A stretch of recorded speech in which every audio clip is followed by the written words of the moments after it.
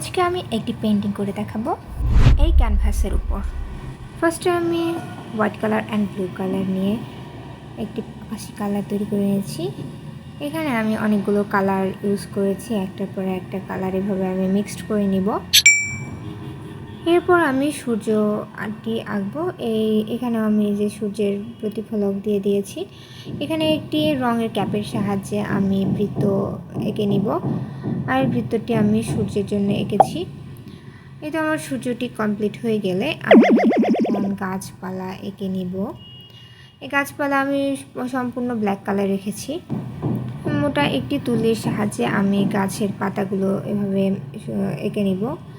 তারপর নিচে ঘাসগুলো এভাবে সবগুলো আমি ব্ল্যাক কালারের মধ্যে রেখে দিব, কারণ সূর্যটা ডুবে যাচ্ছে সন্ধ্যার আগ মুহূর্তে। সব দেখতে এরকমই লাগে। এই তো আমার ক্যানভাসটি রেডি।